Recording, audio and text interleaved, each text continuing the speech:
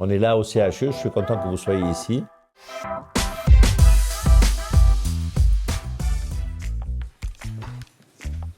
Bon, alors là, on n'est pas dans une chambre mortuaire, on est plutôt dans un endroit un peu particulier, je vais vous en parler.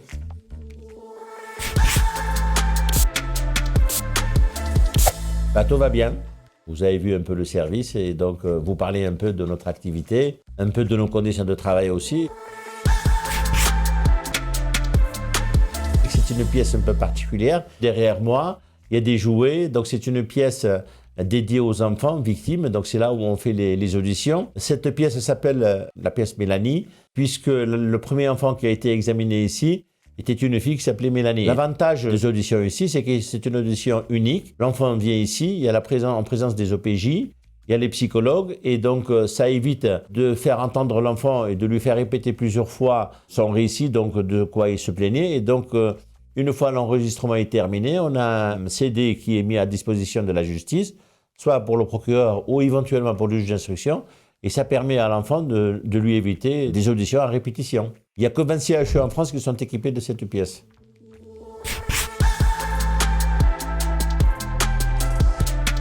On soigne les morts et les vivants, parce que c'est vrai que nous, médecins légistes, on a l'étiquette des médecins de la mort. D'ailleurs, moi, ça ne me gêne pas, ça fait 30 ans que je fais ce métier. Quand j'étais généraliste à la Placette à Nîmes, on me le disait souvent, médecin des morts, mais il ne faut pas oublier quand même que le médecin légiste, il fait 2/3 de son temps du vivant, c'est-à-dire toutes les victimes de toutes sortes, qu'elles soient des victimes de violences à caractère sexuel ou même de violences tout court. Hein.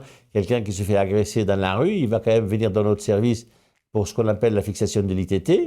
Et effectivement, on est aussi médecin de la mort, puisqu'on a un côté thanatologique, donc l'IML, l'Institut médico-légal, où là, nous pratiquons les examens de corps et les autopsies.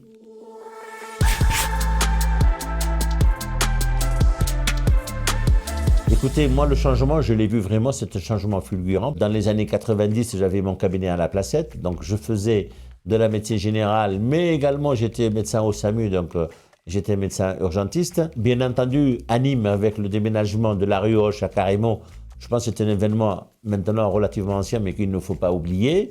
Et puis j'ai vu aussi le développement de ce CHU. On a un CHU très performant, aussi bien en médecine qu'en chirurgie. On a la création de mon service qui a été faite en 2012. Il a été oublié dans un premier temps, puis finalement, avec l'intervention de parlementaires et de nos élus de l'époque, ça a été rectifié. Donc tous les CHU de France sont équipés, ont un service de médecine légale. Et le nôtre fonctionne parfaitement bien. On a le côté IML, l'Institut médico-légal, et le côté vivant, l'UMJ, l'unité médico-judiciaire. D'ailleurs, vous voyez en ville le véhicule qui circule. C'est un véhicule qui est dédié aux autorités judiciaires pour les visites des gardiens à vue et des victimes au commissariat central de Nîmes, mais également dans les brigades de gendarmerie. Et donc, vous voyez, on a une activité multiple et assez variée.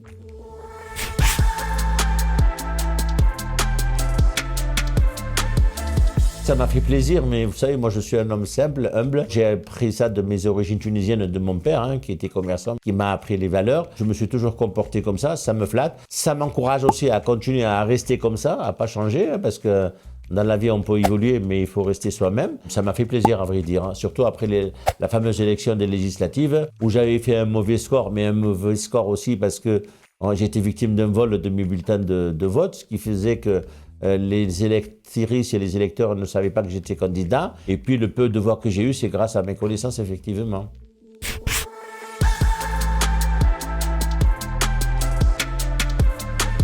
Pour vous répondre franchement, ce n'est pas dans mes projets.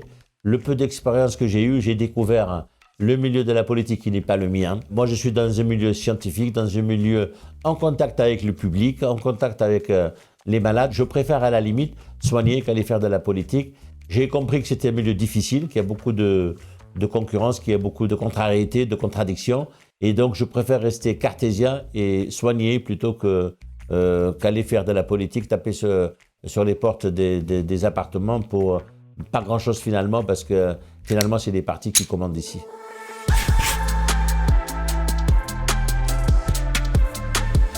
Que le CHU continue son progrès. Je pense qu'avec notre directeur général, on est bien parti. On a pas mal de projets. Vous avez vu, en face, il y a des bâtiments neufs. J'espère aussi, d'ailleurs, que mon service pourra en bénéficier parce qu'on est à l'étroit, vous l'avez vu, et qu'on reste toujours en contact avec la population, à la disposition de la justice, parce qu'après tout, on est au service des autres, et donc moi je continue dans cette optique-là, et voilà, avec l'équipe que j'ai aujourd'hui qui me suit parfaitement.